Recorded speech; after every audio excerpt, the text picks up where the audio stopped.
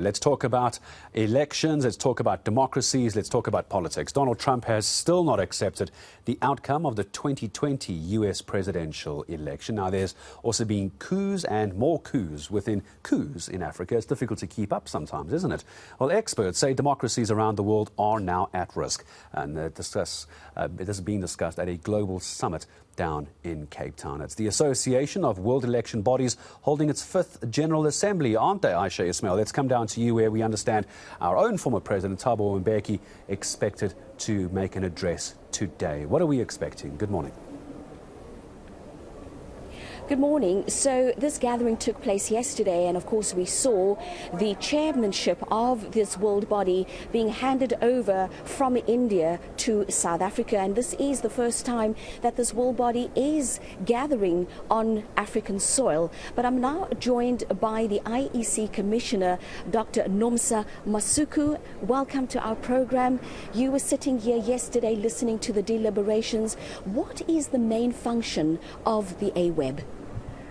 Aweb's main function is to bring together electoral management bodies and help them pull together their professional expertise, learn from each other, and support each other in times of trouble.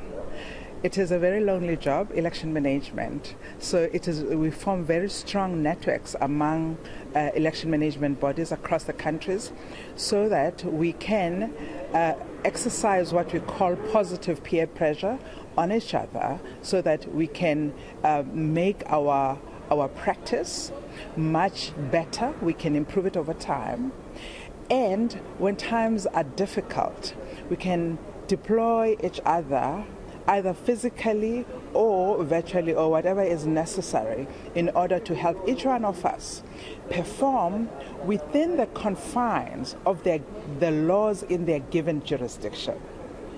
Our job as election management bodies is to enable voters to pass a mandate to who is going to govern them, to make a representative democracy a reality. That's our job. That's our primary client, and everything else is what supports that primary mandate. So that is what Aweb is for. So now, with the chairmanship being handed over to South Africa, we have an added responsibility, I would imagine. Absolutely.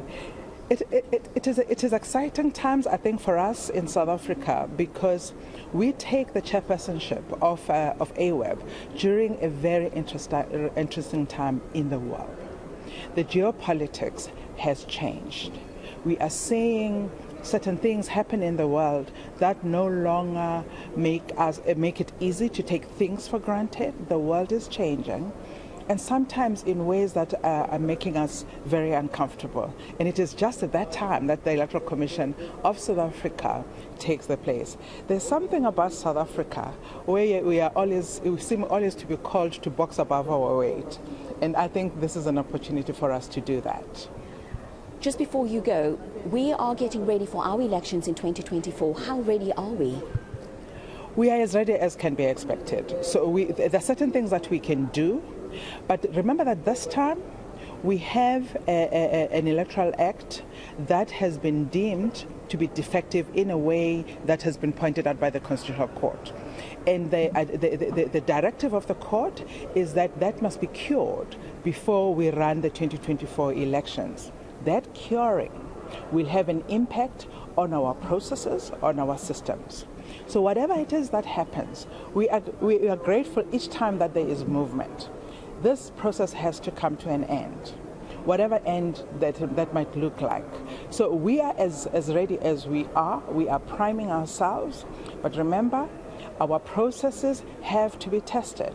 Otherwise, we go to the field on the day of election, having not had enough time to test what it is that works and doesn't work. Because things can work in the testing phase, but when you are out in the real world, you take strain that you could not have anticipated. So the sooner that this process is concluded, the better for all of us. Thank you so much for your time. And that was Dr. Nomsa Masuku, an IEC Commissioner, and also just a reminder that amendment electoral bill will be debated in Parliament today.